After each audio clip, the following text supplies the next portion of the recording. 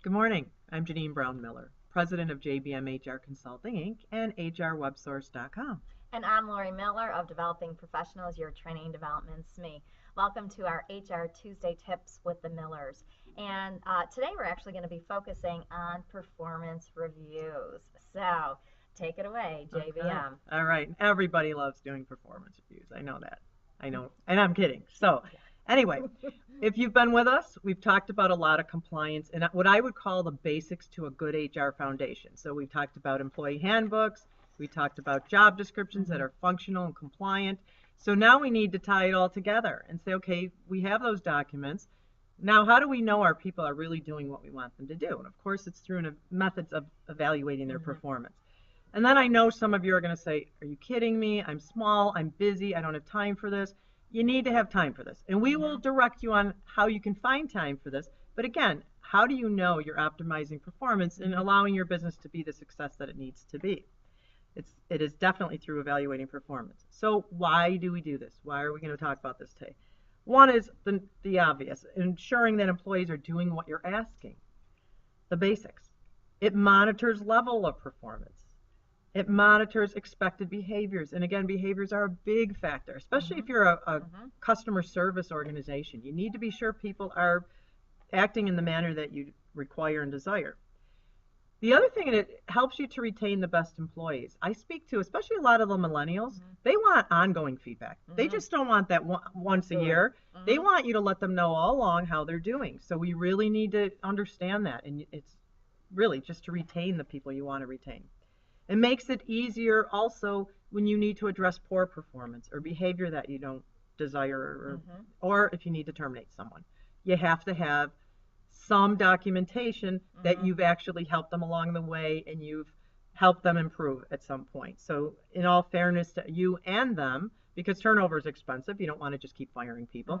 You want to really stay on it. Make sure they understand their job description and then understanding how they're doing related to what your expectations are. It helps determine training needs. Sometimes it's just individual training needs that people need. Other times you'll notice maybe all your supervisors need it or your management personnel. It's a foundation of business excellence. I think that goes without saying. It reduces the likelihood of unintentional discrimination in management styles. And that's a very important thing to keep in mind. And I know it sounds like, a big phrase. Right. And it is loaded. But on the other hand, it does help that you make sure people are treating employees in a fair and objective manner. And it should focus on formal performance and behavior expectations. So that's really how I'll sum up what I'm trying to focus on here. So whether you're a small business, again, that one or two people on up, you need to have some method of measuring performance. And it doesn't need to be crazy and formal. We can help you through that. But in any case, make sure you think about it and how you might want to go about evaluating your employees. What are your thoughts on appraisals? It comes back to one, we have to make sure we have clear expectations. And we have these performance reviews that helps us solidify what are these clear expectations. So many times organizations, like you indicated, I don't have time, we don't know how to do them. You cannot not invest the time and energy to train, teach, and coach your people on how to have an effective performance review. It doesn't have to be complicated. Performance reviews are an opportunity for a dialogue between the manager and the employee. You have a simple document and it identifies some key elements within your business model. One, skills, we talked about that last time.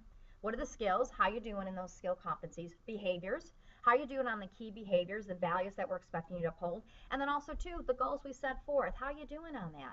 So we have that documentation. We have a dialogue and a conversation with the employee and the manager. And now we're hopefully growing the organization, growing these individuals. But the critical element, you have to train people on how to actually properly use these tools and have an effective conversation. Exactly. So they're critical. I know they're not fun, but they're critical. And you know what? When you do them right, your employees will thank you. Definitely. So I'm Lori Miller, Training Development SME. And I'm Janine Brown Miller, your HR go-to person. We'll see you next week. Relax. We got this.